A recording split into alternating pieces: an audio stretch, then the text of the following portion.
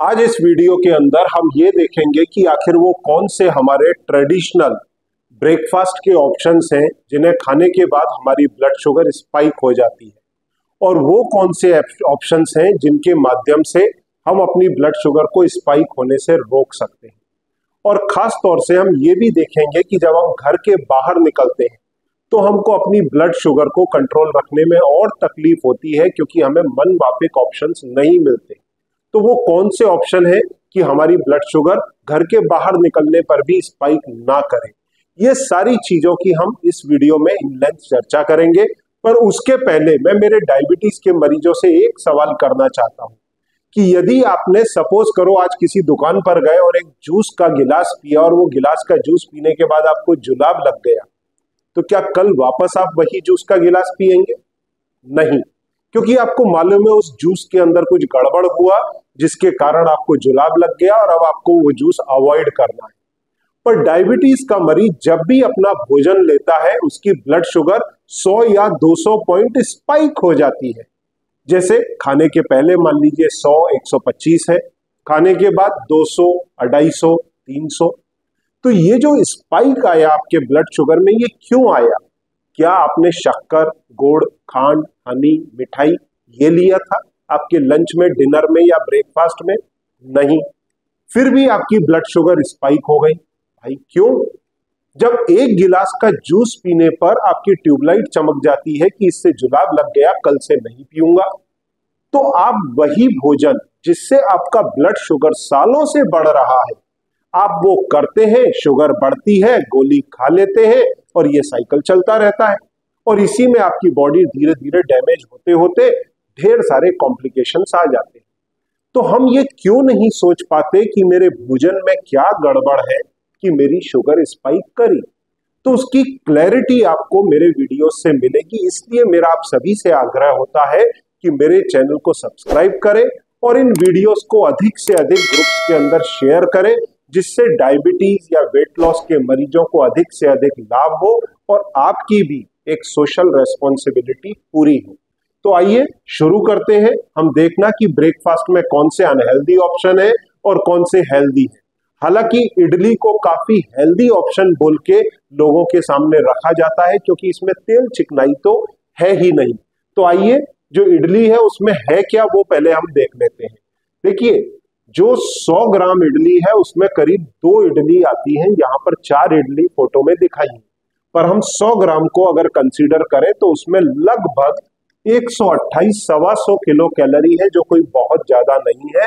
तो जो लोग कई बार वेट लॉस भी करना चाहते हैं या शुगर को कंट्रोल में रखना चाहते हैं, वो कहते हैं जिनकी वजन ज्यादा है कि यार इसमें तो बहुत कम कैलोरी है, ये तो बहुत हेल्दी है।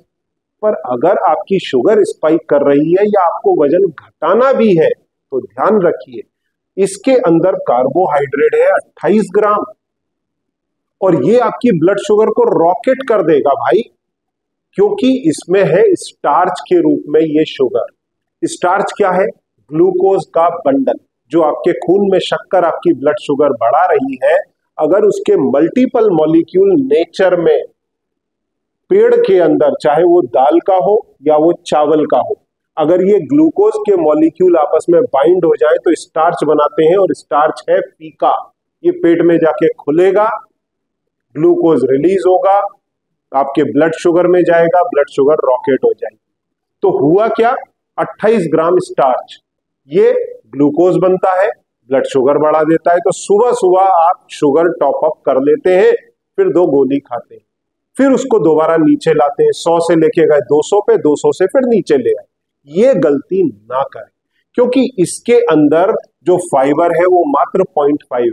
देखिए आप बनाते कैसे हैं? इडली, चावल और धुली हुई दाल, मूंग की या जो भी दूसरी, उसमें भी 60% यही स्टार्च है और चावल में 80% है। तो 60 और 80% शुगर वाली चीजें आप यूज करेंगे तो सोचिए हाल क्या होगा। फिर जो दाल का प्रोटीन है वो आपको करीब 3 ग्राम तक ही मात्र आता है, इसमें भीगने के बाद में डाइल्यूट हो जाता है। दाल की मात्रा कम होती है, चावल ज्यादा होता है, और इसके साथ में फैट है मात्र 0.1। तो अक्सर आपको लोग फैट कम होने के कारण इसको हेल्दी बता देते हैं। तो होगा क्या, जब आपकी शुगर स्पाइक करेगी तो इंसुलिन भी स्पाइक करेगा, और जब इंसुलिन स्पाइक करेगा तो आपके फैट को लॉक कर देगा। तो जो लोग वेट लॉस करने के लिए इडली खा रहे हैं उनका वेट लॉस होगा ही नहीं। तो अगर आपको वेट लॉस करना है, ब्लड शुगर कंट्रोल रखना है, तो इडली के नाश्ते से बाहर आ जाइए। और ये आपको आपके डाइटिशियंस नहीं बताएंगे, क्योंकि उनकी नॉलेज भी इस हिसाब से अपग्रेडेड नहीं है। तो मेरा भरोसा करिए और इसको ट्राई करके आप देख लीजिए, किसी दिन आपको समझ में आ जाएगा। यही हाल कुछ दूसरे नाश्ते का उपमा का है। उपमा जो बनता है वो बनता है रवे से, और आजकल रवे और मैदा में कोई फर्क नहीं है, इसमें है 70% स्टार्च, वही वाला ग्लूकोज वाला। जी हाँ, तो ये पेट में जाके खुलेगा और फिर रॉकेट करेगा आपकी शुगर। तो जब आप 100 ग्राम उपमा बनाते हैं और उपमा में शुरू में आप रोस्ट करते हैं, फ्राई करते हैं, सॉटे करते हैं, तो वो जब करते हैं तो इसमें फैट बढ़ जाता है। तो जब फैट बढ़ेगा तो कैलोरीज भी बढ़ेंगी। मेरे को फैट यहाँ कोई विलन नहीं दिख रहा, आप हेल्दी फैट यूज करिए, नो प्रॉब्लम। फैट आपकी ना ब्लड शुगर बढ़ाएगा। हाँ, वजन आपका ज्यादा है तो डेफिनेटली आपको कॉशियस होना चाहिए, क्योंकि आपको बॉडी का फैट यूज करना है। ठीक है, तो फैट इसमें 11 ग्राम है। प्रोटीन इसके अंदर ठीक ठाक क्यों हो गया, क्योंकि इसके अंदर कुछ दालें भी डलती हैं, उसके कारण इंप्रूव हो गया। और गेहूं इटसेल्फ में, क्योंकि रवा बनता किससे है, गेहूं से, गेहूं इटसेल्फ में 14% जो है वो प्रोटीन होता है। ये शायद आपको लोग बताते नहीं है, मैं आपको बता रहा हूं। तो वो प्रोटीन यहां पर आएगा, साथ में दाल जो ऐड होगी उसका प्रोटीन आएगा, और इसमें कार्बोहाइड्रेट आ जाता है 60 ग्राम। 60 में फाइबर कितना है, मात्र 2 ग्राम, क्योंकि वो तो गेहूं में से निकाल दिया बाहर। जब हम गेहूं को प्रोसेस करके रवा बनाते हैं तो उसमें फाइबर बाहर चला जाता है, क्योंकि गेहूं में 12 से 14% तक फाइबर भी है, पर वो बाहर चला गया। तो यहां रह गया मात्र 2%, कुछ जो आपने वेजिटेबल या दाल डाली थी उसका। तो उसके कारण होता क्या है, शुगर की मात्रा आ गई 58%। अब ये ग्लूकोज में कन्वर्ट करके ब्लड शुगर स्पाइक करेगा। तो सुबह सुबह आपको हैवी डोज मिल गया शक्कर का। तो ये दोनों ही नाश्ते आपके डायबिटीज के हिसाब से, वेट लॉस के हिसाब से ठीक नहीं है। अब आगे हम कुछ अच्छे ऑप्शंस भी देखेंगे, कुछ नई चीजों से आपको इंट्रोड्यूस कराऊंगा, और बेस्ट ऑप्शंस क्या लेना चाहिए उसकी भी हम चर्चा करेंगे। क्योंकि इनमें मैंने प्रॉब्लम तो बता दिया, पर इसका सॉल्यूशन क्या, वो जाने बगैर आप इस वीडियो से आगे ना बढ़े, ये मेरा आपसे रिक्वेस्ट है। तो आगे हम ये देखेंगे कि क्या कुछ बेहतर ऑप्शंस हैं। तो बेहतर ऑप्शंस के हिसाब से मैं आपको यहां पर इंट्रोड्यूस कर रहा हूं एडामामे बीन्स। ये ग्रीन प्रोडक्ट है, वीगन है, प्योर वेजिटेरियन है, और इसके 100 ग्राम में जो प्रोटीन है वो है करीब 46 ग्राम, और नेट कार्ब है मात्र 10 ग्राम। तो ये आपकी ब्लड शुगर नहीं बढ़ाता। तो ब्रेकफास्ट तो नहीं, ये किसी भी समय लेने के लिए हेल्दी ऑप्शन है स्नैकिंग का। और इस एडामामे बीन को आप सैलेड्स के साथ में डाल के प्रोटीन रिच सैलेड मॉर्निंग में बना सकते हैं, ये बेस्ट ऑप्शन है। मॉर्निंग में आप सैलेड्स काटें, गाजर, मूली, ककड़ी, टमाटर, उसमें ढेर सारा एडामामे बीन करीब 50 ग्राम डाल दें, और उसका अगर आप सेवन करते हैं तो 50 ग्राम क्या 25 ग्राम एडामामे बीन में करीब 12 ग्राम प्रोटीन है, कार्बोहाइड्रेट मात्र 2.7 ग्राम है, फाइबर करीब 4 ग्राम, क्योंकि इसमें 14% 15% फाइबर होता है।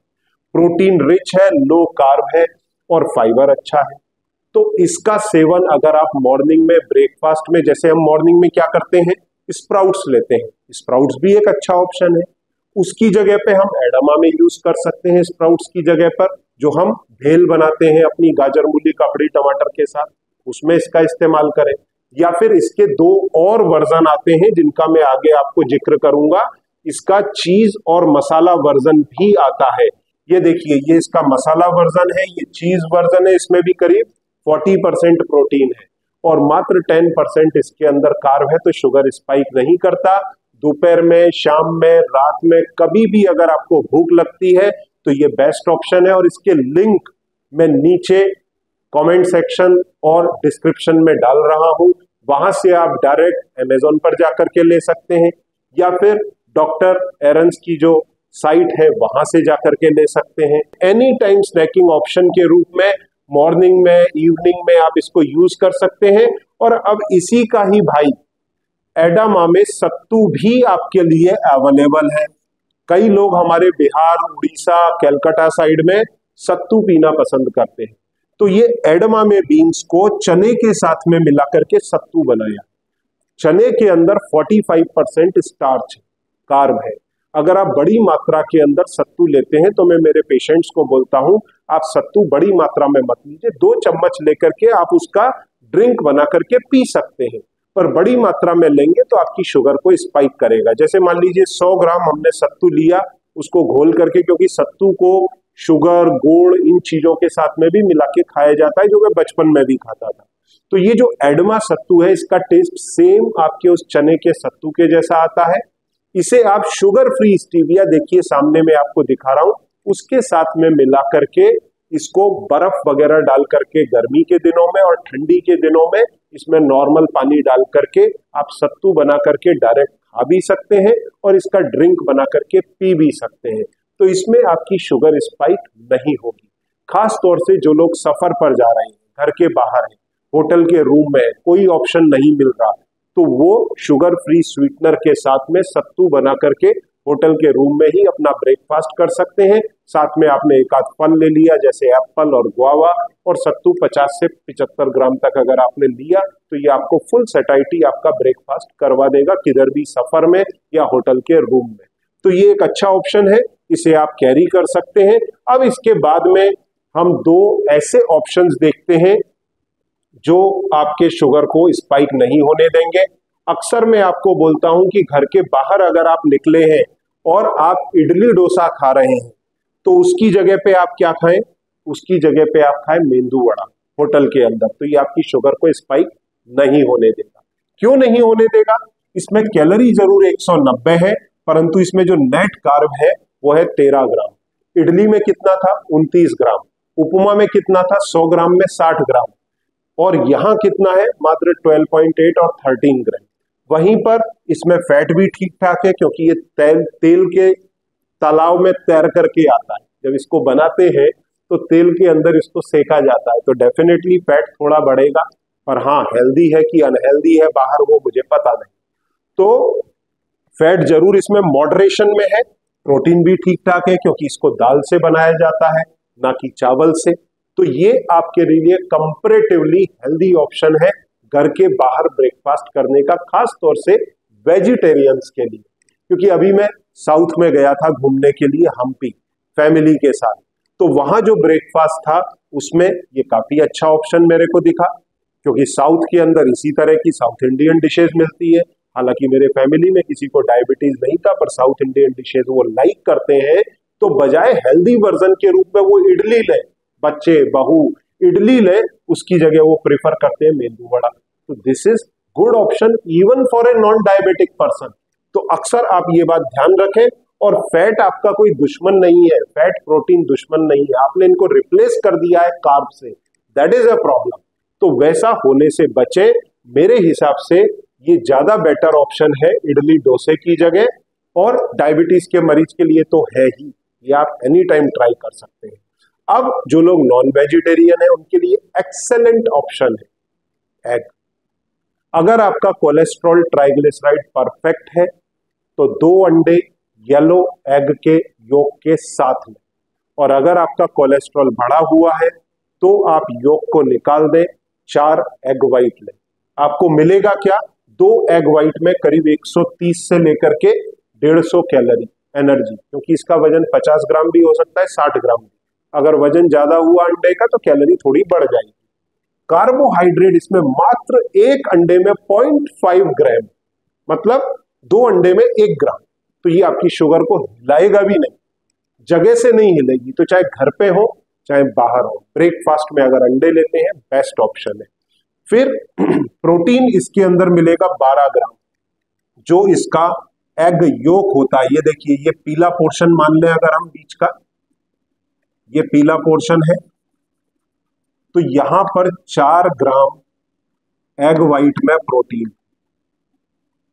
अगर किसी ने कोलेस्ट्रॉल ज्यादा है, 4 एग वाइट लिए तो 16 ग्राम प्रोटीन आ गया। अब पेट कैसे भरेंगे? तो ढेर सारे वेजिटेबल्स लिए, गोभी, पत्ता गोभी, प्याज, धनिया, मिर्ची, उसके साथ में 4 एग थोड़े येलो पोर्शन निकाल दिया। अगर कोलेस्ट्रॉल ज़्यादा है, कोलेस्ट्रॉल नॉर्मल है तो 1 का 2 का डला रहने दिया, 3 अंडे डाल दिए और उसके साथ में आपने बढ़िया मोटा पैनकेक जैसा बना लिया, तो वॉल्यूम भी आपको मिलेगा और शुगर भी नहीं बढ़ेगी। तो ये दोनों काम होंगे। अच्छा, इस एग योक में, एक एग योक में 186 मिलीग्राम कोलेस्ट्रॉल है। तो as per the diabetes association आप 300 मिलीग्राम कोलेस्ट्रॉल का आपका ओरल डोज बनता है। तो 2 से ज्यादा एग योक वो लोग ना लें जिनकी कोलेस्ट्रॉल कंट्रोल में है, और जिनकी अनकंट्रोल्ड है वो फिर एक भी ना ले या एक ले एट द मोस्ट। और ये एक बात और बता दूं, ये हेल्दी कोलेस्ट्रॉल, ये हेल्दी है आपके लिए। तो ये आपके कोलेस्ट्रॉल को स्पाइक नहीं करता बल्कि आपके एलडीएल को घटाने में और मदद करता है। तो एग का अगर आप योक लेते हैं तो ये नुकसान नहीं करेगा, पर फिर भी अगर आपका कोलेस्ट्रॉल हाई है तो फिर एग योक लेने से बचें। फिर इसके अंदर फैट है लगभग 9 ग्राम, और वो कहां पर है? इसी योक वाले हिस्से में, करीब 9 से 10 ग्राम इसके अंदर। एक अंडे में करीब 5 ग्राम, 2 अंडे में करीब 9 से 10 ग्राम इसके अंदर फैट है, और उसी का हिस्सा है कोलेस्ट्रॉल। तो ये सबसे बेस्ट ऑप्शन है अगला। और अगर आपको अपनी ब्लड शुगर को नेचुरली कंट्रोल में रखना है तो उसके लिए फिर मैं आपको बोलूंगा कि आप डायबिटीज फ्रेंडली फूड्स का सहारा ले सकते हैं, और इसका लिंक मैं नीचे डाल रहा हूं डिस्क्रिप्शन में। डिस्काउंट के ऑप्शंस भी मैंने आपको समझाए, और ढेर सारे यहाँ पर स्नैकिंग से लेकर के मेन कोर्स ऑप्शंस हैं, जैसे डायबिटीज फ्रेंडली कीटो किंग आटा, डायबिटीज फ्रेंडली चावल, diabetes friendly noodle, diabetes friendly bread का आटा, snacking option, biscuit, even sweets भी अब अवेलेबल है आपके लिए डायबिटीज फ्रेंडली। और अगर आप डायबिटिक हैं, अपनी डायबिटीज का ना सिर्फ कंट्रोल, उसका रेमिजन और रिवर्सल नेचुरल तरीके से चाहते हैं, तो डायबिटीज हॉलीडे प्रोग्राम का आप हिस्सा बन सकते हैं, और इन प्रोडक्ट्स को आप अवेल कर सकते हैं अमेजन या लॉन्ग लिव लाइफ की साइट से। Thank you very much. Sugar बढ़ गई है? करेले का जूस पीजिए, जामुन की गुठली खाइए, मेथी दाना का पानी पीजिए। लेकिन आप तो ये सब कुछ कर चुके हैं और शुगर नहीं घटी, है ना? घटेगी भी नहीं। आपको जरूरत है सही डाइट प्लान की। ज्वाइन करिए डॉक्टर संजीव अग्रवाल का डायबिटीज हॉलीडे प्रोग्राम, जहां आप डायबिटीज को कंट्रोल और रिवर्स कर पाएंगे, जहां आपको diet plans, regular yoga sessions, doctor Agrawal का लाइव वेबिनार और डाइटिशियंस और डॉक्टर्स का सपोर्ट मिलता है। तो आज ही ज्वाइन करें डायबिटीज हॉलीडे प्रोग्राम।